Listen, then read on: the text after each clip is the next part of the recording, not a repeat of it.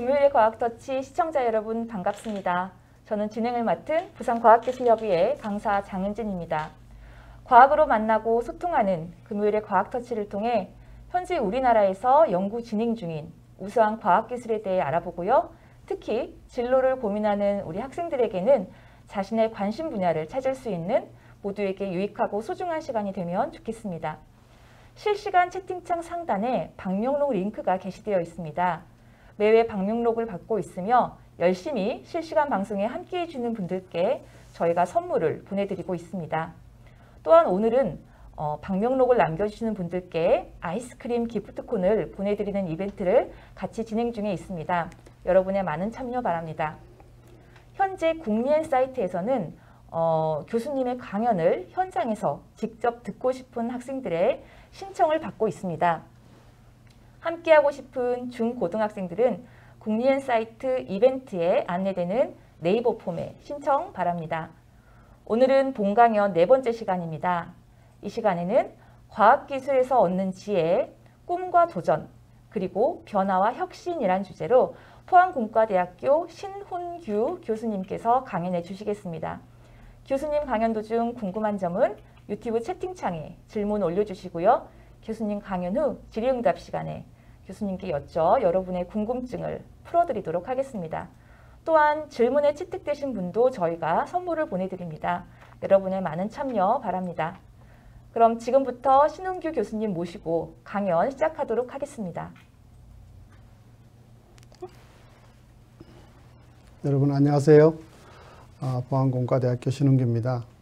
오늘 제가 강연하고자 하는 내용은 여러분과 함께 과학기술에 대한 이해와 또 여러분이 가지는 꿈과 도전에 대한 부분을 함께 고민하는 시간을 갖고자 합니다. 그래서 제목도 여러분과 좀 함께 생각할 수 있는 것을 생각해서 과학기술에서 얻는 지혜, 꿈과 도전, 그리고 변화와 혁신입니다.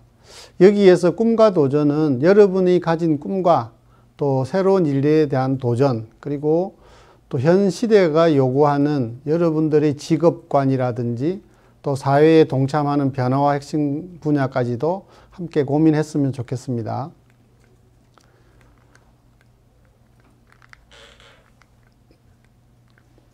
본격적으로 강의를 시작하기 전에 먼저 여러분과 함께 고민할 수 있는 작은 이야기로 시작하고자 합니다. 저는 초등학교 6학년 13살 시절에 꿈이 있었습니다. 그때 당시의 꿈은 과학자가 되는 것이었고요. 그래서 그런 과학자를 되기 위해서 나름 과학 관련 책도 읽고 도서도 읽고 그래서 33살에 박사학위를 받았습니다. 그리고 이후에 현재와 같은 대학에서 강의과 연구를 하고 있습니다. 여러분들이 잘 알고 계시는 바가 지금의 시대는 나노 시대와 같은 굉장히 복잡하고 어려운 것을 여러분들 이해하고 있을 것이라 생각합니다. 오늘은 이렇게 어려운 나노 기술의 소개보다는 여러분들에게 좀 더 다가갈 수 있는 내용 중심으로 강연을 풀어가겠습니다. 첫 번째, 새로운 소재를 만든다는 것은 보시는 바와 같이 동일한 소재를 가지고 색을 다르게 만든다든지 그 다음에 다양한 정보기술, 에너지기술, 바이오기술을 가지고 새로운 소재가 어떤 역할을 할 것인가를 연구하는 분야가 관심의 대상이 되고 있습니다.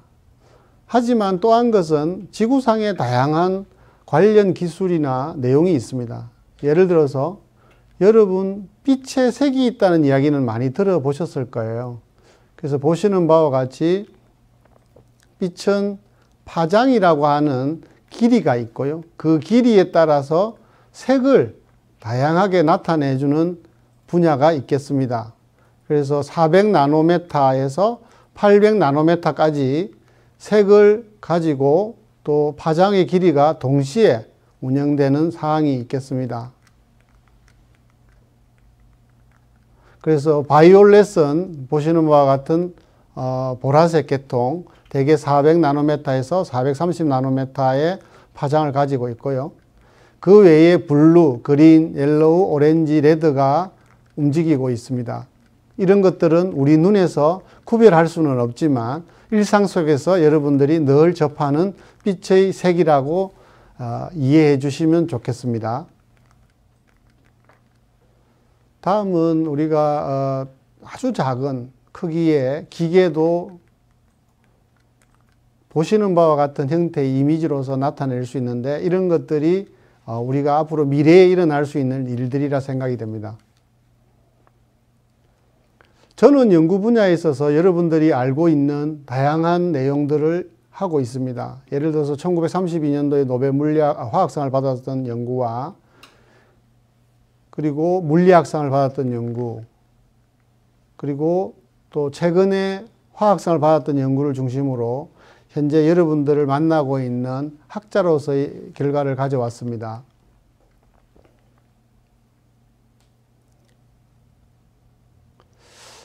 그러면 오늘 여러분과 같이 고민하기 시작하는 측면에서 우리는 어떤 시대에 살고 있는지를 함께 고민해 보겠습니다. 혹시 여러분 이 열매가 어떤 열매인지 알고 계시나요? 바로 커피입니다. 근데 여러분이 커피의 기원에 대해서 여러분 얼마나 알고 계세요? 우리 부모님들 또는 많이 이 그림을 보시는 분들은 하루에서도 몇 잔의 커피를 마실 것입니다.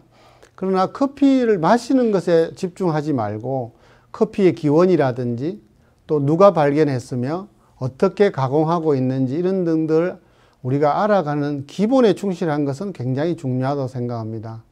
예를 들어 커피를 처음 발견한 사람은 에티오피아의 칼디라는 목동입니다. 이런 것까지도 여러분들이 한번 관심을 가져주시면 우리가 커피를 많이 마시는 것에 그치는 것이 아니라 새로운 정보를 아는 것이 중요한 것이 되겠습니다. 또 우리는 어떤 시대에 살고 있습니까? 아시다시피 커피를 마시는 시대에 살고 있기도 하지만 여기 원보이스 차일드라는 합창단이 있는데 이 합창단이 현재 부르고 있는 노래는 BTS의 다이너마이트입니다. 우리나라의 문화, 한류가 세계적으로 많은 곳에서 관심을 갖는 시대에 살고 있는 것이죠. 또한 여러분 혹시 식당에 가면 이런 조개 모양의 음식을 드셔보셨을 거예요. 이 조개는 우리가 보통 알려지기로는 가리비라고 합니다. 영어로는 스켈렙이라고 하고요. 근데 이 스켈렙을 단순히 볼 때는 조개의 하나라고 볼 수 있지만 현재 과학은 이 가리비의 다양한 모습들을 이해하고 아는 것에 굉장히 많은 관심과 노력을 기울였습니다. 2017년도에 이스라엘 연구자들의 발표에 의하면 가리비 눈은 몇 개일까요? 가리비 눈은 약 200년 전에 200개라는 것이 밝혀졌습니다. 그런데 가리비 눈이 어떻게 자기를 위협하는 해중 동물이나 식물 또 다양한 어류들로부터 보호하고 있을까라는 것을 잘 몰랐습니다. 그런데 2017년도 이 연구에서는 가리비 눈이 위쪽에 100개, 아래쪽에 100개, 그래서 총 200개의 눈이 3차원적으로 움직여서 저 200개의 영상을 동시에 수용하고 그 수용한 영상을 우리가 잘 알고 있는 AR, VR과 같은 이미지로 합성을 해서 하나의 영상으로 보는 그런 눈을 가졌다는 것을 최근에 알게 되었습니다. 현재의 기술은 가리비 눈 속에 있는 이런 여러 가지 거울들까지도 밝혀내는 시대에 우리가 살고 있는 것이죠. 과학기술이라는 것은 이런 측면에서 굉장히 유용하게 우리의 시대를 풍족하게 하는 기술이기도 합니다. 최근에는 또한 여러분 황사, 그 다음에 미세먼지 이야기를 많이 들어보셨을 텐데 얼마만큼 많은 황사와 미세먼지가 내 주변에 또는 우리나라에 오고 있는가를 보여주고 있는 실시간 사이트도 있습니다. Earth New School Lesson, 이런 미세먼지에 대한 정보를 실시간으로 제공하고 있기도 합니다. 그래서 내가 살고 있는 곳, 우리나라 내 위치에서 미세먼지의 종류와 위치를 이렇게 그림으로 여러분 실시간으로 볼 수 있습니다. 이것은 바로 디지털 시대에 여러분과 저가 함께 살고 있다는 증거이겠죠. 그래서 보시는 바와 같이 이것은 앞에서 보인 노트북에서 보는 이미지와 다르게 여러분이 가지고 있는 스마트폰에서도 동일하게 볼 수 있다는 것입니다. 지구가, 우주가 여러분 스마트폰 내에 다 들어와 있는 것이죠. 왼쪽 것은 앞에서 말씀드린 미세먼지를 볼 수 있는 앱이라면, 오른쪽에 있는 이미지는 오늘 여러분이 학교 갈 때 우산을 들고 갈까 말까를 생각해 볼 수 있는 강수 레이더라고 하는 앱입니다. 이 앱은 앞으로 몇 시간 후에 내가 있는 위치에서 비가 올 것인지 아니면 비가 그칠 것인지를 알 수 있는 이런 디지털 시대에 여러분이 살고 있습니다. 앞으로 학교 가실 때 우산을 가지고 갈 건지 말 건지를 이 앱으로 한번 찾아보시면 어떨까요? 이것은 디지털 시대를 가장 잘 보여주고 있는 특별한 애니메이션의 결과물이 되겠습니다. 이것은 여러 차례 만들어졌으나 최근에 업데이트된 버전이 되겠습니다. 코스믹 아이라고 하는 것인데요. 보시는 바와 같이 유튜브에 다 공개되어 있는 자료가 되겠습니다. 제목은 앞에서 보신 여성분의 눈에 있는 우주 방사선과 같은 이미지를 기준으로 했습니다만, 구글이 있는 사이트를 중심으로 지구에서 우주로 여행을 가보겠습니다. 보통 1000km와 1만 km 정도 되면 지구가 탁구공만하게 보입니다. 그리고 지구 옆에 있는 달, 그리고 지구를 포함하고 있는 태양계 중심의 거리, 이런 것을 우리가 보통 태양계라고 해서 하나의 우주를 표현하기도 하죠. 보통 학교에서 공부하기는 태양계까지만 많이 이야기하고 배우기도 합니다. 그러나 지금은 그보다 훨씬 많은, 여기에서 빛이 1년간 가는 거리 또는 10년간 가는 거리 또는 100년간 가는 거리를 상상을 해서 이런 애니메이션을 만들 수가 있는 것이죠.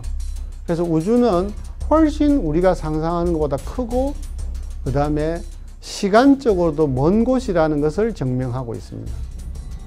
대체적으로 이 영상이 보여주는 우주의 거리는 100억 년 동안 빛이 가는 거리, 빛이 100억 년 가야만 나타날 수 있는 거리를 표현하고 있습니다. 그러면 우리의 재미는 먼 것만 관심이 있는 것이 아니라 작은 것에도 관심이 있습니다. 그래서 다시 우리의 여성분의 눈을 통해서 훨씬 더 작은 세계는 어떤 것이 있을까를 여행을 해 보겠습니다. 앞에 출발한 곳으로 다시 돌아오면 여성분의 눈을 지나가게 되죠. 그래서 이걸 저희들이 보통 센티미터라고 하고 밀리미터라고 합니다. 그리고 과거의 세대를 마이크로 시대라고 해서 마이크로미터라고 하고, 최근에 많이 들어보신 나노미터 세계가 나타나게 되는 것이죠. 나노미터 세계는 여러분의 유전자를 분석하는 DNA를 갖추고 있기 때문에 굉장히 기술적으로 중요한 관심의 대상이 되고 있는 분야이기도 합니다. 그리고 물질을 이루고 있는 다양한 내부 조건들을 과학자들이 분석하고 찾아내고 알려고 하는 노력들을 해왔던 것이죠. 그걸 저희들이 영어로 하자면 쿼크라고 하고, 프로톤, 뉴트론, 전자라고 하는 용어를 써서 지금의 여러분들이 편리하게 쓰는 스마트폰, 디지털 기기의 근원이 되기도 합니다.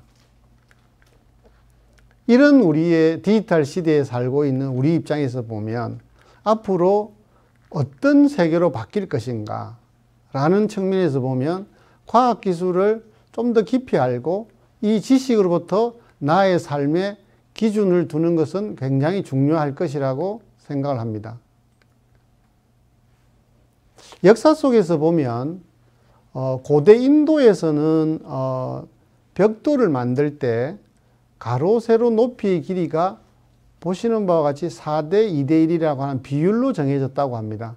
그 이유는 저 비율을 지키지 않으면 벽돌을 쌓기도 어렵고 건물을 지어도 무너질 수 있는 확률이 되게 높았기 때문입니다. 그래서 주위를 둘러보시면 벽돌의 크기는 거의 똑같습니다. 이런 것들이 과학기술을 발전하는 원동력이 되었고요. 피타고라스의 정리 같은 경우는 BC 500년대에 알려진 정리지만 실제로 그 이전에 발견되었죠. 그래서 두 변의 길이를 알면 한 변의 길이는 안다. 이런 아주 단순한 이론을 시작을 해서 자기가 있는 곳과 멀리 있는 곳의 길이를 아주 간단하게 계산해낼 수 있는 것입니다. 그리고 우리가 알고 있는 과학의 여러 가지를 기여하기 위해서 노력했던 노벨의 꿈이라든지, 노벨은 세계의 평화를 Peace in the World라는 부분을 요구를 했었죠. 그래서 nobelprize.org에 들어가 보시면 다양한 정보가 있습니다. 그리고 우리가 잘 아는 퀴리 부인이라고 하는 분, 이분은 두 가지 물질을 개발했고 그 원소 기호에 폴란드의 국가 이름을 붙인 폴로늄이라는 처음으로 원소 기호에 국가명을 기재하신 분이죠. 상당히 재밌는 내용이 많지만 제가 시간 관계상 여러분에게 사이트만 알려드리고 여러분이 직접 한번 찾아보시면 좋을 것 같습니다. 솔베이라는 분은 다양한 과학자들을 모이게 하고 토론하게 하는 역할을 하셨고요. 나노테크놀로지는 여러분이 지금 살고 있는 시대의 디지털 세상 또는 AR, VR과 같은 현 시대를 앞당기는 데 큰 역할을 했다고 볼 수 있습니다. 그래서 역사적으로 보면 원자가 가지고 있는 생각들은 달랐지만 또는 그 모습들은 다르게 계산했지만 실제로 이런 원자가 존재했다라는 사실을 우리는 충분히 알 수 있는 것입니다. 원소를 여러 개 있을 때 그것에 따르는 내용 전체를 확인하기 어려웠기 때문에 멘델레예프라는 러시아 과학자는 이 원소의 개수와 순서를 정하는 것에 관심이 있었습니다. 그것을 일명 저희들 세계에 와서 주기율표라고 이야기를 합니다. IUPAC라고 하는 세계 인정기관에서 하는 주기율표는 대체적으로 이렇게 나타내고 있습니다. 이건 좀 어렵기 때문에 제가 조금 더 쉽게 표현한 좀 더 잘 보이는 형태로 나타내면 이렇게 나타낼 수가 있습니다. 나중에 다시 말씀드리겠지만 현재 보시는 이 주기율표는 현재까지도 발견되는 원소를 중심으로 개발이 되었습니다. 잘 아시다시피 폴로늄이라고 하는 원소와 라디움이라고 하는 원소가 보시는 바와 같습니다. 이분은 마리 퀴리라고 하는 분이 발견을 해서 이 PO라고 하는 것은 폴란드 마리 퀴리의 국가 이름을 붙인 최초의 원소 기호가 되겠습니다. 그리고 윌리엄 램지라는 분은 주로 기체 종류를 다 발견하신 분이기도 하고요. 시보그라는 분은 다양한 원소를 발견했는데 이분이 참 재밌는 원소 기호의 이름을 붙였습니다. PU는 여러분 잘 아시는 플루토늄이고요. AM은 혹시 어떤 것인지 아세요? 아메리카라는 뜻으로 아메리카늄이라고 해요. CM은 아까 전에 퀴리 부인을 사랑한다 또는 퀴리 부인을 존경한다는 의미에서 큐리룸이라고 붙였습니다. 그리고 이분이 버클리 대학을 나오셔서 버클리움이라고 붙였어요. 버클리 대학교의 니움. 그럼 또 이분이 재밌는 게 캘리포니아 출신이에요. 그래서 CF가 캘리포니아 니움입니다. 그리고 MD가 뭐냐면 이 주기율표를 만드신 분을 존중한다, 존경한다는 뜻으로 멘델리움을 또 만드셨고요. 그 다음에 노벨상을 준 노벨리움. 이렇게 자기가 존경하거나 또는 생각했던 것을 원소기호에 붙이는 아주 재밌는 일화가 있는 것이 또한 주기율표가 되겠습니다. 그래서 현재 지구상에 있는 모든 원소를 더하면 114개의 원소가 있습니다. 더 많을 것이라고 상상하지만 실제로 그렇게 많지를 않습니다. 이 중에서 또 우리 과학기술에서 쓸 수 있는, 쉽게 쓸 수 있는 종류는 그다지 또 많지를 않습니다. 그리고 알려져 있지는 않지만 인간들이 또는 과학자나 기술자들이 새로운 것을 만들기 위해서 4개의 알지 못하는 원소 또는 잠깐 보여서 존재하지 않는 원소를 운루토늄 계통이 4개가 더 있습니다. 그래서 지구상에는 118개의 원소가 있다 이렇게 이해하시면 주기율표를 단순히 외우는 것에 그치지 말고 그 주기율표의 원소가 가지는 의미와 물질에 대한 부분까지도 이해하는 데 도움이 되실 겁니다. 그래서 원소를 물질, 분자와 이렇게 같이 연결시켜 보면 수소는 보시는 바와 같이 하나의 전자, 그래서 원소 번호가 1번이 되겠고요. 질소 같은 경우는 그 질소의 개수 있는 숫자, 탄소는 탄소의 개수 숫자, 산소는 산소의 개수 숫자만큼의 전자가 바깥쪽 부분에 이렇게 움직이고 있는 것을 알 수 있습니다. 그래서 비로소 분자가 되고 이 분자의 움직임과 결합이 물질이 되는 것이 되겠죠. 어렵지만 하나의 원소를 여러 개 결합시켜서 보시면 보시는 바와 같이 새로운 물질과 분자와 원자의 세계를 상상하실 수 있습니다. 또한 전자가 이렇게 여러 가지 움직이는 것만 있는 것이 아니고 실제로 내에서 기능을 하기 위해서는 전자가 원소 주위를 계속 돌게 되는 현상도 있습니다. 예, 이런 화합물의 성과에 의해서 우리의 현재 미래나 현재 시대는 굉장히 빠른 속도로 변화하고 있다는 걸 알 수가 있습니다. 그래서 여러분들이 미래에는 어떤 것이 있을까 상상을 해볼 수 있겠죠? 예를 들어서 여러분 최근에 많이 알게 된 것이 전기 자동차입니다. 앞으로는 비행기도 태양광 비행기가 나올 수도 있습니다. 또한 컴퓨터와 인터넷, 스마트폰은 여러분이 가장 많이 쓰고 있는 미래 기술이기도 하고요. 그 외에도 뭐 서비스 산업, 그다음에 문화관광, 건강레저 부분이 있겠습니다. 그러면 여러분들이 미래는 얼마만큼 발전할 것 같습니까? 하나의 로봇 산업과 AI 기술을 접목한 예를 설명하면서 여러분들이 이해도를 높이고자 합니다. 세계적인 로봇 회사는 보시는 바와 같은 파낙이라든지 ABB, 야스카와 쿠카 등이 있습니다. 이 중에서 제가 여러분들 소개시키고 싶은 것은 야스카와라는 로봇 회사가 되겠습니다. 야스카와는 2015년도에 100주년을 맞이한 기업입니다. 근데 100주년을 맞이해서 어떤 것을 하고 싶을까라고 고민을 많이 했던 거죠. 그래서 2016년도에 야스카와 프로젝트라는 것을 기획을 합니다.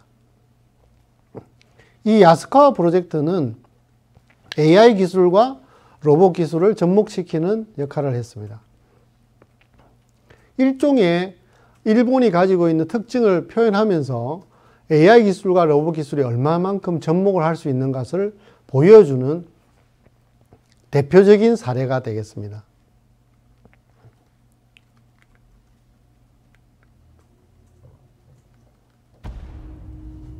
이 사례는 무술을 아주 잘 하시는 분, 여기도 나옵니다만 세계 챔피언을 5년 연속 하신 분이 사람을 대표해서 기술을 가진 것으로 로봇에게 인식시키기 위한 준비 작업을 합니다. 그래서 보시는 바와 같이 AI 기술과 로봇 기술을 접목하기 위한 새로운 도전에 이 회사가 100주년을 맞이한 기념 프로젝트를 실시합니다.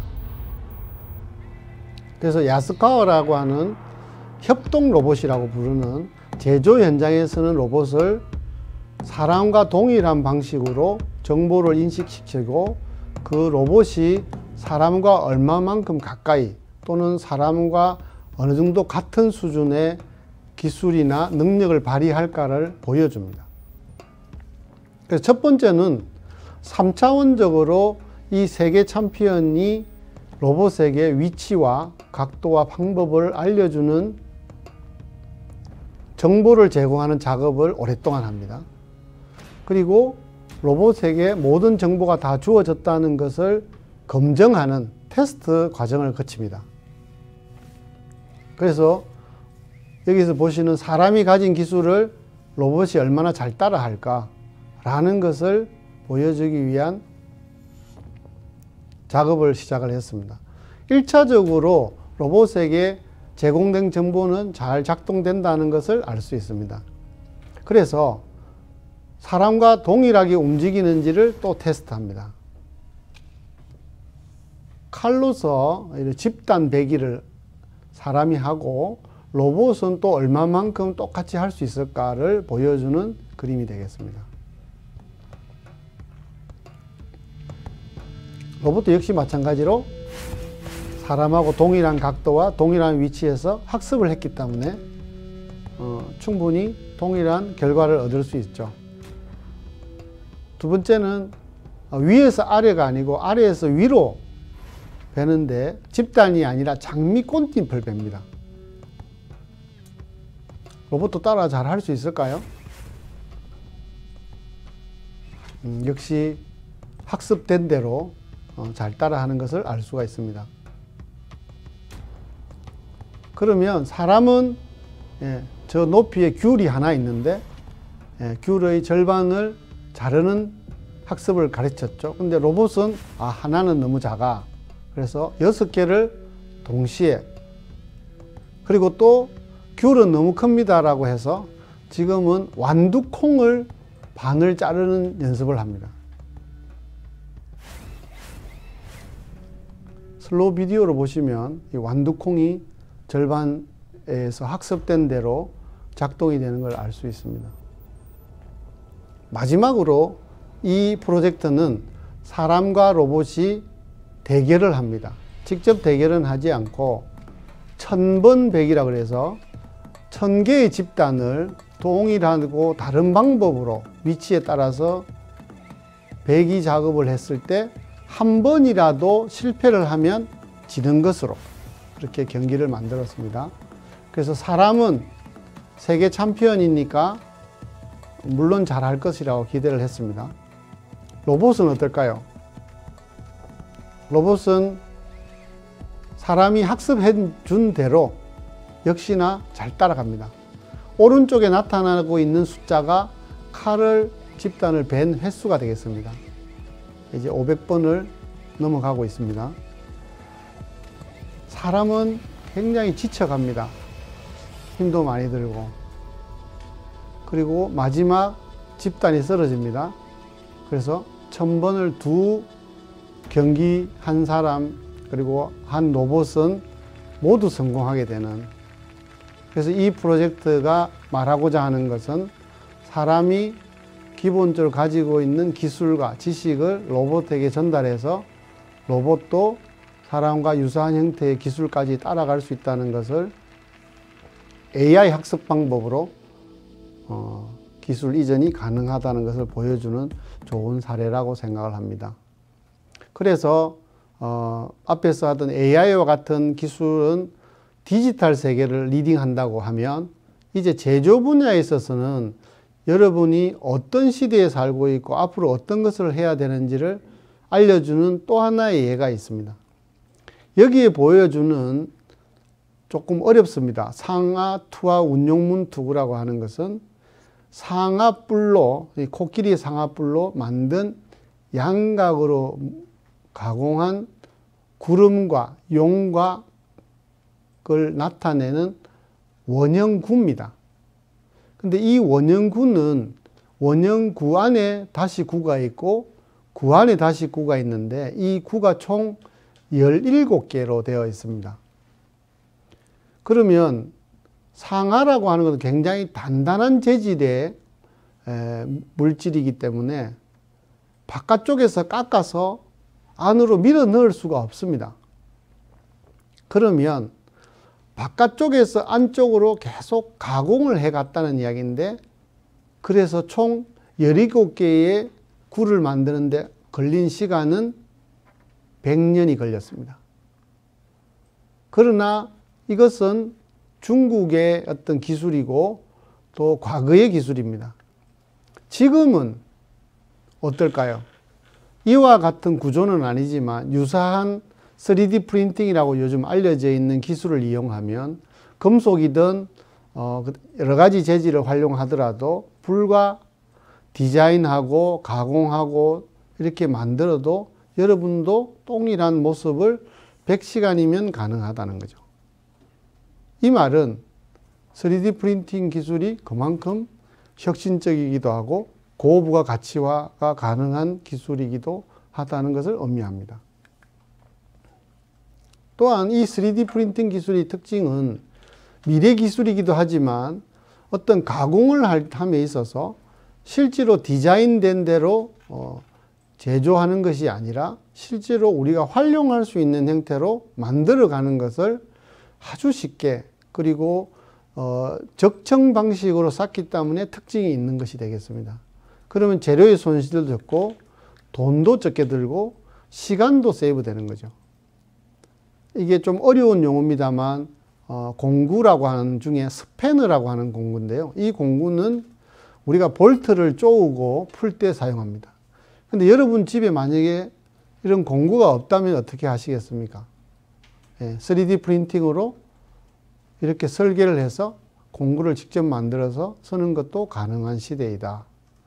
그래서 3D 프린팅 기술이 굉장히 혁신적이고 그리고 앞으로 우리의 미래 기술을 굉장히 바꿀 것이다라고 예측을 합니다. 다만 아직도 넘어야 될 벽도 있고 개발되어야 할 부분도 많다는 것은 더 나아가야 될 방향이고 또 이 강의를 듣는 여러분들이 과학기술 분야에서 발전시켜 주셔야 할 부분이기도 합니다. 리복이라는 신발 회사는 3D 프린팅 기술을 단순히 가공 제조에 쓴 것이 아니라 실제로 신발을 제작하는 곳에 액체형 고무를 활용해서 다양한 신발을 제작하는 데도 사용된 바가 있습니다. 여기에서는 매우 간단하게 액체용 3D 프린팅을 이용해서 신발을 만들고 그것을 활용하는 또는 그것을 테스트하는 과정들을 보여주는 좋은 예이기도 합니다. 과거와 같은 신발 만드는 방식으로는 미래의 기술로 또는 시대를 리드하는 기술로서는 가져가기 어렵겠다는 것을 알 수가 있겠습니다. 영국의 AMRC라고 하는 홈페이지에 들어가시면 2050년의 공장은 이런 모습입니다 라고 하는 것을 보여주는 곳이 있습니다. 이 AMRC 2050 프로젝트는 앞에서 보여드렸던 로봇, 3D 프린팅 이런 기술을 접목을 해서 2050년대에는 이렇게 공장이 만들어지고 제품이 생산될 것입니다 라는 것을 미리 보여주는 곳이기도 합니다. 그래서 AMRC가 보여주는 몇 개의 비디오를 간단하게 설명을 드리겠습니다. 이분은 AR, VR 안경만 쓰고 있음에도 불구하고 자기 공장에 또는 자기 눈앞에 로봇이 와 있는 듯한 상상을 하고 이 로봇의 위치라든지 크기라든지 모양을 직접적으로 체킹을 해볼 수가 있는 것이 되겠죠. 그럼으로써 손실을 줄이고 우리가 원하는 방향으로 기술을 가져갈 수가 있습니다. 또한 로봇이 다양하게 쓰이고 있다는 것을 보여주는 방법이 되겠습니다. 굉장히 무거운 것이나 또는 거대한 것을 옮기는 로봇, 보시는 바와 같이 거대한 로봇이 가공하는 방법, 그리고 인간이 많이 움직여서 노동력을 했던 것에서 기계적인 힘을 빌리는 방법, 이런 것들을 실제로 로봇들이 수행하고 있는 것을 보여주기도 합니다. 이것은 로봇이 가공을 하면서 글씨도 쓰고 우리가 원하는 모양의 가공을 실제로 하고 이동도 시키고 실제로 만들기도 하는 것을 보여주기도 합니다. 이것은 3D 프린팅이기도 하고 가공에 대한 공장을 미래적으로 만든 것이 되겠습니다. 이 공장은 실제로 아주 작은 부품을 만들 때 지금까지는 전체를 이렇게 가공을 했습니다만 지금은 레이저 방식으로 적층으로 계속 쌓아 나가면서 내가 원하는 모양으로 3D 프린팅을 만들 수 있고 그 3D 프린팅을 활용해서 내가 원하는 구조를 아주 쉽고 간단하게 할 수 있다라고 생각합니다. 그리고 그거를 단순히 만드는 것에 그치는 것이 아니라 이렇게 다양한 도구들을 자동으로 활용해서 외부의 모양이라든지 그 다음에 필요한 곳에 구멍을 낸다든지 또는 표면을 아주 부드럽게 한다든지 이런 부분도 기술적으로 3D 프린팅 또는 로봇 그 다음에 협동 로봇 등들이 이루어가고 있다는 것을 알 수가 있습니다. 이런 산업적인 발전이 어찌 보면 여러분들과 제가 살고 있고 앞으로 살아갈 미래이기도 한 것이 되겠습니다. 최근에는 이런 거대한 것만 기술이 아니고 눈에 보이지 않는 아주 작은 것도 보여주는 시대에 와 있습니다. 이 예는 여러분들이 많이 신문이나 학교에서 배운 반도체라고 하는 기술에 대한 소개가 되겠습니다. 반도체는 여러분들이 스마트폰에 사진을 찍으면 저장하는 메모리 기능과 그 다음에 가정에서는 전기, 여러분이 휴대폰이나 노트북을 충전하는 충전기기 이런 곳에 모두 반도체가 사용됩니다. 이런 반도체들도 이런 다양하고 복잡한 과정과 공정을 거쳐서 실질적으로 우리가 쓸 수 있는 상태로 가져오는 것이 되겠습니다. 그래서 복잡한 과정이 있지만 이런 과정들을 이용해서 우리에게 지식과 정보와 그다음에 데이터를 연결시켜주는 그런 일들을 해 나가고 있다는 내용을 소개했던 것입니다. 또 다른 구조에서도 실제로 이건 애니메이션이긴 합니다만 여러분이 다른 방법으로 만들어내고 가공하고 그래서 여러분들이 반도체 산업이 커지거나 또 발전되면 여러분의 직업이나 또는 여러분이 하고 싶은 꿈이 이 분야이라면 도전해 볼 수 있는 내용이 되겠습니다. 그래서 그 모양이라든지 구조를 연구하는 사람 또는 직접 제작하는 사람 또는 만들어서 판매하는 사람, 활용하는 사람으로 여러분들이 꿈과 도전과 또 많은 노력들이 이루어지기를 기대해 봅니다. 우리의 미래는 어떻게 준비하고 있나요? 상당히 여러분들이 학교에서 배우는 것도 중요하지만 앞으로는 많이 바뀔 거라고 생각합니다. 특히 여러분이 꿈을 가지고 도전해야 될 분야는 무궁무진하고 많고 시간이 많이 걸리기 때문에 왼쪽으로 갈지 오른쪽으로 갈지 또는 어느 방향으로 가야 될지 의문도 많고 질문도 많을 것으로 생각합니다.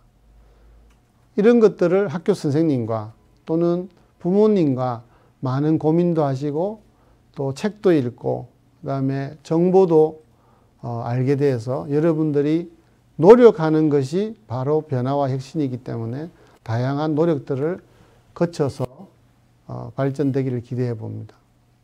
그래서 미래의 기술은 이런 기술일 것이라고 제가 예측하고 여러분한테 제안합니다. 위에 보시는 것은 토마토라고 하는 것입니다. 여러분 과일, 채소로서 많이 알려져 있죠. 밑에는 포테이토라고 감자라고 합니다. 근데 미래의 기술은 이 두 가지 기술이 동시에 접목이 돼서 포테이토와 토마토가 동시에 같은 시기에 열리는 포마토라고 하는 게 있습니다. 이런 식으로 고부가가치 기술로 과학기술이 발전되어야 될 것으로 기대를 합니다.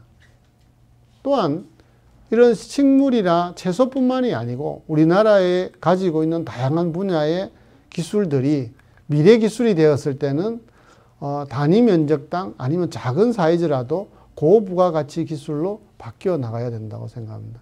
이런 다양한 일들에 여러분들이 꿈을 가지고 또는 과학기술 분야의 전문가로서 바뀌어가고 노력함으로써 여러분들이 과학기술의 발전, 우리나라의 산업에 대한 기여가 높아질 것으로 기대를 해보고 또 함께 하기를 희망해 봅니다. 과학기술은 여러분이 가진 많은 의문점을 아 그렇구나라고 하는 느낌표로 바꾸어주는 역할을 그동안 많이 해왔습니다. 제가 오늘 짧은 시간에 많은 것을 전달할 수는 없지만 여러분이 책이나 그 다음에 유튜브 등등의 많은 정보의 채널을 통해서 물음표를 느낌표로 바꾸고 그 느낌표를 여러분들의 삶과 또는 직업과 미래에 대한 꿈을 만들어가는 것에 활용해 주시기를 기대하면서 오늘 강의는 여기에서 마치도록 하겠습니다. 감사합니다. 감사합니다. 오늘 저희 그 유튜브 채팅창에 같이 하고 계셨던 분들 보시면 감탄사가 굉장히 많이 나왔습니다. 보셨죠? 다들 우와 우와 너무 흥미진진합니다.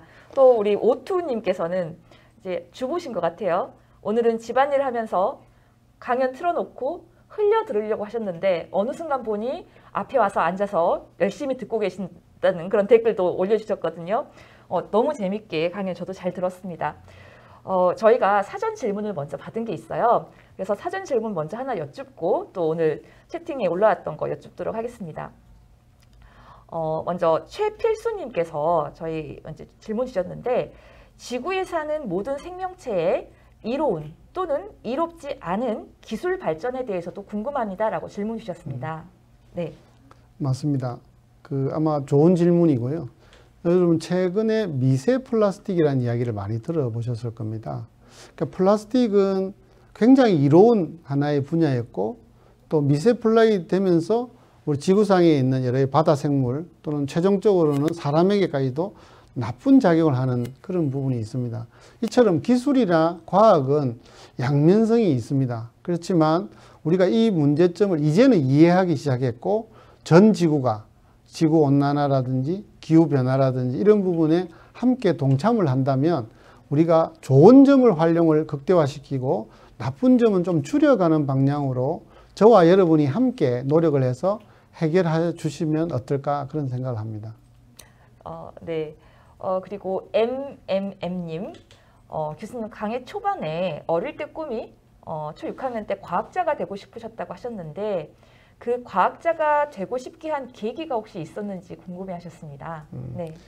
뭐 사진에도 보셨겠지만 저는 초등학교 때 과학책을 되게 많이 읽었습니다. 그래서 지금도 제가 나이가 많이 들었지만 과학사, 세계 과학사에 대한 부분은 아직도 공부를 하고 있습니다.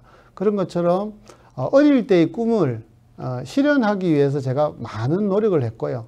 그리고 지금도 그 분야에 오늘과 강의 같은 여러분들이 흥미를 가질 만한 자료를 찾고 가져오고 만드는 데 많은 노력을 쏟습니다. 그런 것처럼 여러분들도 꿈을 가지신, 그게 꼭 과학자가 아니라도 좋습니다. 꿈을 가지시고 그 꿈을 실현하기 위해서 다양한 노력들을 해주시면 여러분들이 원하는 방향으로 갈 수 있지 않을까. 그것이 책일 수도 있고, 뭐 여기 요즘 같은 TV일 수도 있고, 뭐 다양한 스포츠일 수도 있다고 생각합니다. 그래서 한 분야에서 꿈을 가지고 그것을 얻기 위한 노력들을 오랫동안 해주시면 충분히 달성할 수 있지 않을까. 그런 기대감과 저의 예를서 하나를 보여드리고 싶었던 사진입니다. 오늘 강연을 들으셨던 분들 중에 우리 청소년들 중에 멋진 과학자 또 많이 배출되었으면 좋겠습니다. 후니후니님께서는 점점 어려워지는 과학들을 커가는 아이들이 거부감 없이 쉽게 이해할 수 있게 도움이 될 만한 자료나 책 있으시면 소개 부탁 주셨습니다. 네. 예. 현재 아마 서점에 가시면 굉장히 많은 정보가 있고 또 기초과학 책들이 굉장히 많이 있습니다. 그래서 저는 뭐 특정 책을 추천하기보다는 만화나 그림이나 또는 사진으로 되어 있는 재미있는 땡땡땡 또는 재미있는 과학 분야의 도서들을 부모님들께서 좀 권장해 주시면 어떨까 합니다. 글만 너무 많으면 지루하기도 하고 재미가 없는데 저는 지금도 많은 기초과학 서적을 그림이 많은 위주로 책을 구매하고 앞에 보여드렸던 원소 주기율표 같은 경우도 과학 잡지인 책자에서 얻은 내용들이기 때문에 학생들이 보고 즐길 수 있는 재미있는 책을 좀 권해주시면 뭐 특정한 분야가 아니더라도 흥미가 유발되지 않을까 그런 생각을 해봅니다. 네, 약간 비슷한 질문을 두 분께서 주셨어요. 도원왕님께서는 로봇과 인간의 대결을 보면서 느낀 건데요. AI는 디지털 세계를 리딩이 되어 있는 것인데 조금 철학적이긴 하나 윤리적인 프로그램이 꼭 필요할 것 같은데 어떻게 생각하시는지요? 이런 질문을 주셨고요. 그 철부인님께서도 미래 과학의 확장 영역은 무한한데 할 수 있다고 다 할 수는 없을 듯한데 연구에 관한 윤리위원회랄지 연구가 인간에게 미치는 유해 정도를 판단하거나 제재를 가하는 단체나 장치가 있는지요? 라는 질문을 주셨습니다. 네. 예, 뭐 두 가지 비슷한 질문인데 첫 번째 답을 드리면 상당히 중요한 질문을 하셨어요. 기계라든지 AI, 로봇 이런 모든 것에 대한 윤리 문제는 굉장히 앞으로 중요해질 것이라고 봅니다. 살아있는 생물에만 윤리가 있는 것이 아니라 인간이 정보를 제공하고 거기에서 인지하고 데이터를 가지고 활용할 수 있는 것이라면 윤리에 대한 부분이 좀 더 엄격해야 되고 그것을 관리하는 다양한 장치들은 현재 만들어져 가고 있다라고 이해를 해 주시면 좋을 것 같고요. 두 번째 질문과 첫 번째 질문 같습니다만 두 번째 질문은 그런 윤리에 대한 것을 통제하는 기구나 그다음 제도나 그런 것이 있느냐라고 질문하셨던 부분인데요. 현재는 유엔 산하 이하의 많은 제도나 국가 기관이 이런 실험, 과학, 기술에 대한 윤리적인 문제를 통제하고 있고요. 또 우리나라에도 다양한 과학 기술 분야, 그다음에 제도, 법, 지침들이 이미 다 만들어져서 시행하고 있다고 말씀드릴 수 있습니다. 그래서 우려하시는 어떤 과학 기술이 윤리를 넘어서서 일어나는 행태에 대한 부분은 아직은 완성은 아니지만 부족하지만 지속적으로 만들어 나갈 것이고 또 저도 관심을 가지고 있고 우리 국민들께서도 또 과학에 관심 있는 학부모님들께서도 같이 관심을 가져주시면 좀 더 좋은 제도나 법이 만들어져서 활용 중심의 우리 과학기술이 되지 않을까 그런 기대를 해봅니다. 네. 네, 이번에는 히어로 976님께서 질문 주셨습니다. 교수님 요즘 어떤 연구를 하고 계시나요? 질문 주셨습니다. 제가 맨 마지막 부분에 조금 말씀을 드렸습니다만 저는 스마트폰도 연구를 했지만 최근에는 반도체 연구를 주로 하고 있습니다. 이 반도체 연구 중에서도 메모리라는 분야는 아니고요. 파워 반도체라고 해서 파워 세미컨덕터라고 하는 분야가 있습니다. 이 분야는 여러분들이 가정에서 보면 220V의 전기를 쓰는데 휴대폰에 충전을 하기 위해서 충전기라는 걸 씁니다. 그 충전기는 9V로 220V를 바꾸는 역할을 합니다. 그리고 여러분이 쓰는 노트북 대개 한 18V에서 한 19V 정도 되는데요. 220V를 꼽아도 19V로 저장이 되는 것이죠. 이렇게처럼 에너지를 바꾸는 역할을 하는 전력 반도체 또는 파워 반도체 분야를 연구하고 있고 또 그 분야의 여러 가지 성과를 내기 위해서 노력을 하고 있는 한 사람 중에 하나라고 말씀드릴 수 있고 최근에는 제가 회사도 창업을 해서 이제는 연구 성과를 제품화를 만드는 데까지 도전을 하고 있고 저의 꿈은 다시 CEO가 되는 것이 또 하나의 꿈이라고 말씀드릴 수 있습니다. 와, 멋집니다. 멋집니다, 교수님. 그 교수님 꿈을 얘기하는데 실은 굉장히 구체적인 질문이 들어와 있었어요. 아톰만님께서 교수님께서는 전력 반도체 공정인 SiC 기판, 에피 성장, 소자 제작 중 어느 것에 주력하여 연구하고 계시며 특별한 이유가 있는지 질문 주셨습니다. 아마 요즘은 저 같은 분들은 이제 공인이라고 보통 이야기를 하죠. 그래서 아마 분명히 인터넷에서 찾아보셨을 거예요. 찾아보시면 이 질문은 인터넷에서 찾지 않으면 나올 수 없는 그런 질문이시거든요. 저는 기판이라는 소재도 하지 않고요. 저는 순순히 반도체 중에서 소자, 디바이스라고 하는 분야에 집중해서 연구를 하고 있는 사람으로 알고 있고 아마 인터넷 쳐보시면 그런 쪽 위주로 많이 신문에 기사화되어 있을 것입니다. 네, 알겠습니다. 철부이님 질문 주셨습니다. 교수님께서 연구하시는 전력 반도체도 결국에는 노후되는데 수명이 어느 정도인지 환경적인 측면에서 재활용이 가능한지 가능하다면 비율이 어느 정도이며 연구도 얼마나 이루어지고 있는지 궁금합니다. 질문 주셨습니다. 중요한 말씀 하셨어요. 이 재활용이라는 분야는 굉장히 다양한 분야에서 관심을 가져야 될 분야라고 저는 생각을 합니다. 특히 지구온난화와 기후변화에 있어서도 동일하다고 생각합니다. 현재 반도체는 구조적으로는 어떠냐면 전체 시스템에 차지하는 비중이 굉장히 낮습니다.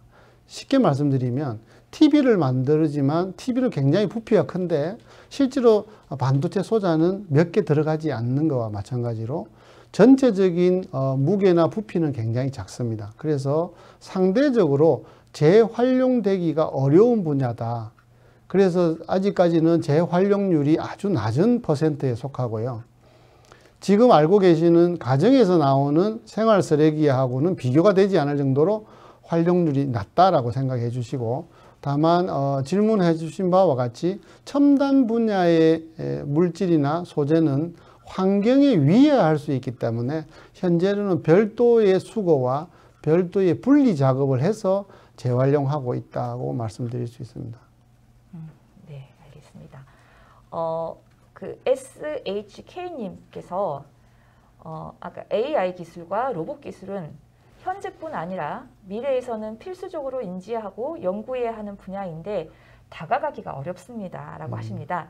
쉽게 접근하고 공부할 수 있는 방법에 대해 알려주세요 하셨는데요, 교수님.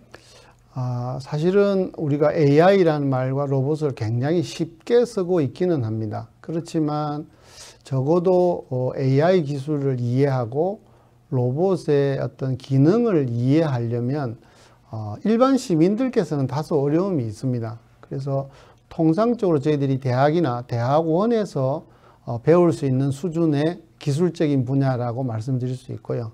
다만 최근에는 다양한 사이트에서 AI 또는 로봇에 대한 지식을 전달하는 매체도 많고, 그 다음에 공공적인 교육을 시켜주는 것도 굉장히 많이 있습니다. 그래서 인터넷을 찾아보시면 많은 비용을 들이지 않고도 AI란 무엇인가, 또는 로봇 기술은 어떤 거예요? 라는 질문에 대답할 수 있는 분야가 많이 있습니다. 예를 들자면 AI 같으면 인공지능연구원, 이런 것들이 전국에 한 대학만 해도 5개나 있고요. 연구소만 해도 20개가 넘습니다. 그리고 한국로봇융합연구원, 로봇진흥원, 등등 해서 로봇센터들만 전국에도 굉장히 많이 있습니다. 그래서 그런 곳을 찾거나 그런 곳으로부터의 정보를 얻으시면 보다 좀 쉽게 접근할 수 있지 않을까, 그런 생각을 해봅니다. 네, 좋습니다. 김휘정님께서 질문을 2개 주셨습니다. 일단 먼저 질문이 이러한 발전 기술이 환경을 보호하면서 발전해 나가는 게 큰 과제일 듯한데 앞으로 가장 신경 써야 하는 분야가 무엇일까요? 라고 질문 주셨습니다. 환경 이야기를 하면 상당히 저희들이 이제 가슴이 아픈 부분이 많이 있습니다. 왜냐하면 급속한 산업 성장이나 그다음에 인간의 편리성, 그다음에 이런 것들을 요구하기 위해서 환경을 많이 파괴하거나, 파괴는 하지 않았다 하더라도 거기서 나오는 재생산물이 폐기물로서 환경에 위해한 어떤 일들이 많이 일어나고 있는 것이 사실입니다. 그래서 그런 분야에 대한 부분은 어떤 특정인이나 누가 이렇게 해서 될 수 있는 것은 아니라고 생각을 합니다. 그래서 제도나 법이나 시스템이 만들어져야 될 것 같고요. 자, 그렇게 된다면 좀 더 친환경적인 에코에 관련된 분야로 기술이 이전을 해야 됨에도 불구하고 아직까지는 가격적인 측면, 그리고 편리함 측면 위주로 발전하고 있다는 안타까움이 있습니다. 그래서 질문하신 바와 같이 과학기술이 그런 분야를 다 책임질 수는 없지만, 질문하신 분과 같이 우리 국민 모두가 좀 비싸지만, 좀 불편하지만 좀 친환경적인 것에 관심을 더 가지는 것이 지금 말씀하신 것을 좀 더 앞당길 수 있는 일들이 아닐까라는 생각을 해봅니다. 네, 이제 마지막 질문 드리겠습니다. 교수님처럼 기술을 연구하려고 한다면 진로를 어떻게 잡아야 합니까? 기초과학 분야를 공부해야 되는지 어느 분야를 공부해야 되는지 궁금해하셨습니다. 과학 기술은 크게 2가지로 나눌 수 있습니다. 과학은 사이언스, 그래서 우리가 잘 알고 있는 물리, 화학, 생명공학을 통상적으로 일컫습니다. 그리고 기술이라고 하는 것은 공학을 해당이 됩니다. 예를 들어 전기, 전자, 기계, 그다음에 토목, 건설 이런 거와 같은 거와 마찬가지입니다. 그래서 과학 기술이라는 것은 기초과학에서 응용까지를 모두 섭렵한 용어라고 보시면 되고요. 그래서 과학 쪽에 좀 더 오리엔트된 일을 하시고 싶으면 자연과학 쪽에 관련된 대학이나 또는 관련 분야로 진출하시면 될 것 같고, 나는 그거는 아니야, 나는 응용이 더 좋아, 또는 기술이 좋아, 그 실제로 만들어 보는 것이 관심이 있다라고 하면 공학, 엔지니어링 쪽으로 접근을 해보시는 게 좋다라면 전자공학과, 뭐 전기공학과, 반도체공학과, 컴퓨터공학과 같은 이런 기술 분야로 접근을 해보시면 과학과 기술을 적절하게 생활에 또는 본인이 삶에 가치를 부여하는 쪽으로 선정하실 수 있지 않을까 그런 생각을 해봅니다. 교수님 감사합니다. 정말 어떤 질문이 교수님께 주어져도 바로바로 이렇게 저희가 원하는 답변을 받을 수 있는 이 금과터 너무 소중한 시간인 것 같습니다. 저희 여러분께서 질문 주셨고요. 저희 질문 당첨자 안내드리겠습니다. 9분 당첨되셨고요. 최필수님, MMM님, 후니후니님, 도원왕님이시죠. 알파벳이 D가 빠졌네요. 도원왕님, 철부인님, 히어로976님, 아톰맘님, SHK님, 김휘정님. 저희 아래로 안내되는 이메일로 연락처 보내주시면 저희가 기프티콘 보내드리도록 하겠습니다. 이제 저희 여기서 끝 인사 드려야 될 것 같습니다. 오늘 유익한 강연 들려주신 신웅기 교수님 정말 감사드리고요. 지금까지 시청해주신 우리 유튜브 시청자 여러분께도 진심으로 감사드립니다. 저희 다음 5일차 강연은 3주 후에 저희가 방송이 됩니다. 5월 20일 금요일 6시 30분에 저희 다시 찾아뵙도록 하겠습니다. 시청해주셔서 감사합니다. 안녕히 계십시오.